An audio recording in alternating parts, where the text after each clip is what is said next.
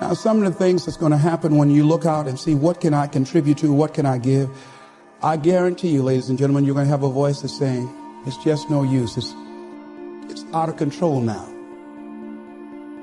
There will be a voice telling you that you'll be wasting your time and wasting your energy and wasting your effort.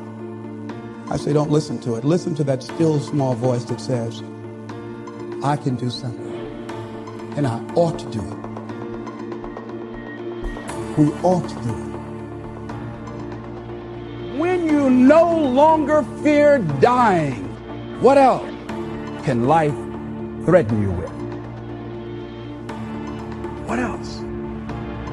See, when you are willing to risk all of it. See, that's what life is. See, you've got to be willing to give it all up. Resolve says I will. Two of the most powerful words in the language. I will. Benjamin Disraeli once said, nothing can resist a human will that will stake even its existence on the extent of its purpose. Shortly put, I'll do it or die.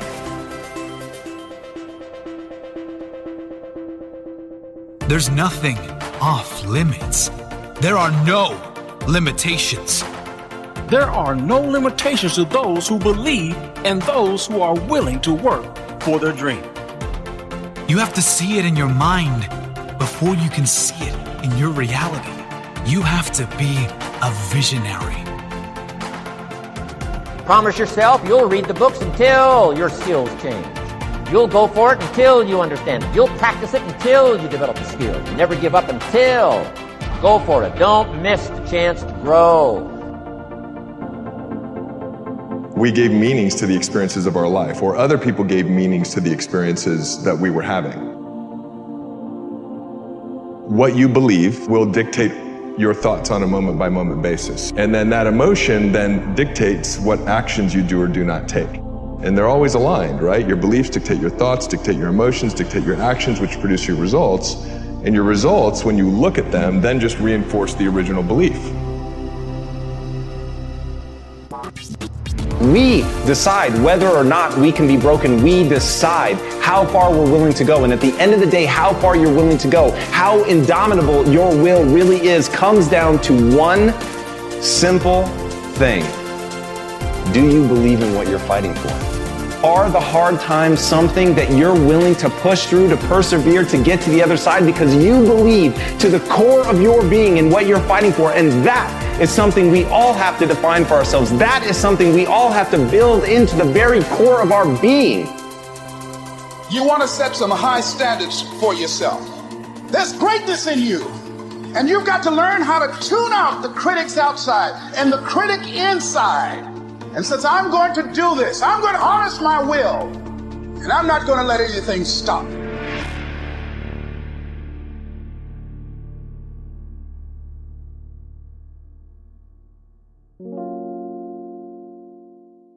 You've got to work on yourself.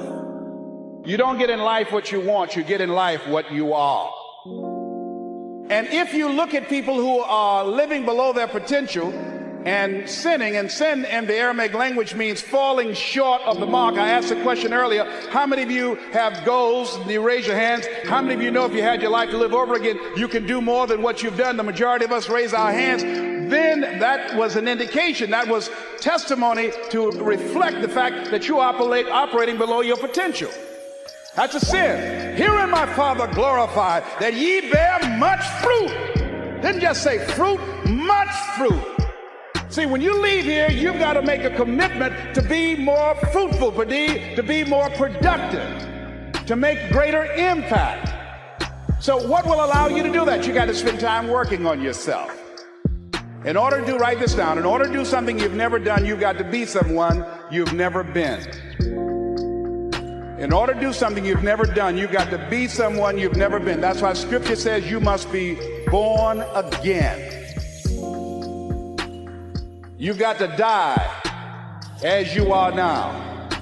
You've got to be willing to give up who you are now for what you can become.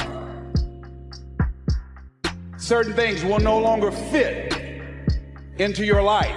There's no place for it. In order to do something you've never done, you've got to be someone you've never been. So you've got to spend serious time reading, writing your goals down, reading scripture, anchoring yourself spiritually to handle the storms of life, because they're going to come. So every day you have to sell yourself and get out of your mind those old thoughts, that old belief system. Every day you've got to sell yourself on that it's possible. But you got to put a new mind in you. You got to get out of your mind. You got to begin to restructure your thinking. Every day you've got to begin to recondition your mind. You said a lot of people never unwrap their gift. Yeah. And that really hit me. What does that look like? Like, how does one unwrap their gift? Yeah, it's a process. It's the process of, I think, facing fear. I mean, we can talk about fear for, like, because facing fear is super important. And we can talk about, like, my process with that, I think, in order to unwrap your gift. So I'm not gonna go into my skydive story, that'll take forever. But I realized, like, what fear is, right? And for me, fear is creating a known result, right, from a situation you haven't experienced yet.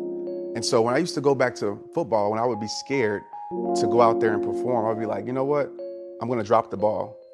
I'm gonna miss a pass and the whole crowd of 80,000 people is gonna be like, ah. So I'm like, I'm scared now. Stage, when I'm on stage before I was speaking, what do you think I was thinking? I'm gonna freeze up again. Nobody's gonna care. All of these things, I realized that I was creating a result before I ever experienced it. And so I said, if that's the case, I need to create something better on the other side of that door, something more empowering that's gonna force me to actually go through the door. So now when I speak, I say, you know what? I'm gonna impact at least one life. So go out there and do it.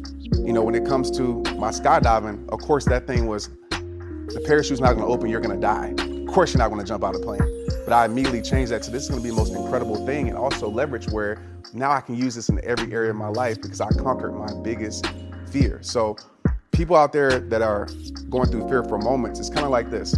You will never step into the ring if you're already telling yourself that you're gonna lose before the fight. You'll never do that. Like, why would you, right? So tell yourself you're gonna win. Even if you get knocked down, guess what? You're never knocked out in life until you actually tap out to your last day. So figure out that leverage point with your fear, what's gonna help you walk through the door, and then you have to just give it to the world. I never knew speaking was my gift until I actually went out there and failed. I actually went out there and embarrassed myself. And I realized, like, wow, this is what I was created to do. And I knew that because I like to put it like this, and I hope they get it that's watching this, but I've never had so much like peace in the midst of like fear. Never had so much confidence in the midst of like my weakness in that moment.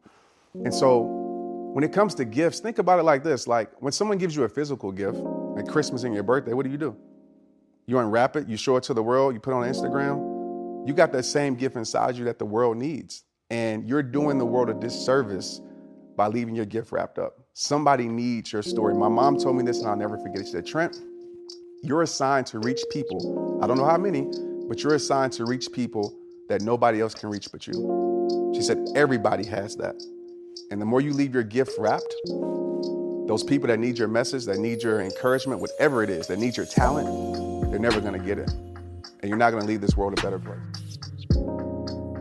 You've been manipulated into believing that there is some other version of you that is better, more lovable, that there's some other version of you that's able to produce in a more effective way. And notice I used the word manipulation. It wasn't by accident. You have been convinced fundamentally that you as you are the problem. Well, while the world convinces you of that, I'm here to tell you that you as you are is the solution. That you as you are is the solution. Because every single one of you in this room represents an infinite potential and a possibility that I can't even quantify in words. The number one quality and characteristic of these people who live at the apex, who are way beyond just taking care of their biological needs, who are way beyond their social needs, who are way beyond needing to be loved and so on. These are people who came here with a purpose. These are people who have a dharma. These are people who won't let anyone else determine what it is they're going to be. The number one quality of these people is that they are independent of the good opinion of other people. They listen to an inner voice. So for me, failure is something that you should be afraid of. You should be afraid of, but that's why you should go out there and challenge yourself to fail. Because if you're not failing at something, that means you've set your goals to pass. You're lost in thought almost every moment of your life, and much of your thinking has this mediocre character of causing you to worry about the future and regret the past, and just feel a baseline dis-ease with life. There's always a next level. Your definition of greatness and what you want to achieve could be totally different than somebody else's. You know, we always say, no one wants to be first, okay, because they're afraid of the consequences that come with doing something first.